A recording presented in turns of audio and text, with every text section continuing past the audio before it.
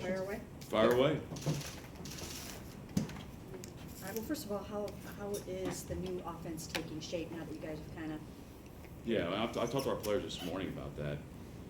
I've preached to them to ride the wave, okay? Ride the wave, and I think we've ridden the wave going upward the last 3 practices. You know, I would say in the middle of OTAs, we hit a little bit of a, funk for a combination of a couple things. First off, it's a credit to our defense. I mean, they're really well coached. They have good players, and they have a really good scheme.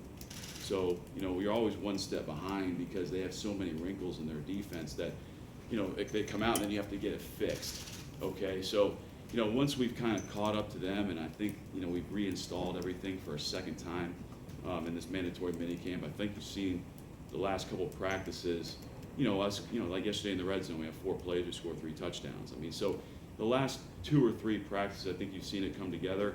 It's not where we want it to be yet, but I've liked the progress we've seen in the last 3 practices. What percentage of the offense has been installed, or has it all been installed? I would say about 90%. The only thing that really hasn't been installed yet are the things that you do in training camp, the special situation type things, where like end the game. For example, like there's 6 seconds left in the game and it's 4th down, like sprinting out and throwing the ball out of bounds. Things like that, you install those things once a day in training camp. But from an X and O standpoint, from a run game standpoint, it's about 90% in.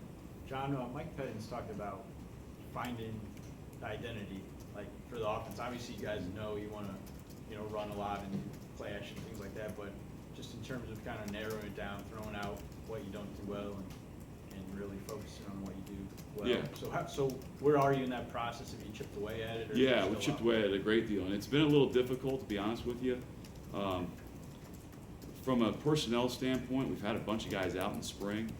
So whenever you have, a few starters out, we're resting Joe, that's part of the plan. But whenever you have, Alex Mack out, Travis Benjamin out, some guys like that, those second team guys have to go up to the first team, and now your 3rd string guys are probably playing a group up than they should early, against a dang good defense. So we're getting there. I'm really excited. I'm hoping we can get some continuity early in training camp so we can even find that out even more. But yeah, we're getting there. Hey, John, I know you knew McCown before you got here, but Yeah. you just talk about the kind of off-season he's had, number one. Yeah, I've been very, very impressed with Josh. Josh and I talk about it all the time. He's a better quarterback now than he was in 2007. I think he's much better. He'll again, I like to speak for the players, but I think he'll tell you the same thing.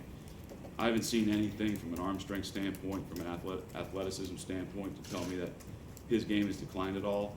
He is much better in situational football, a much smarter quarterback than he was in 07, and that comes with time. He's played a lot of football. So, I've been very, very pleased with Josh. Obviously the intangibles with Josh are as good as any quarterback in the league in terms of his leadership, in terms of being a good person, in terms of his work ethic. All those things that you're looking for in a starting quarterback, Josh McCown has. How does he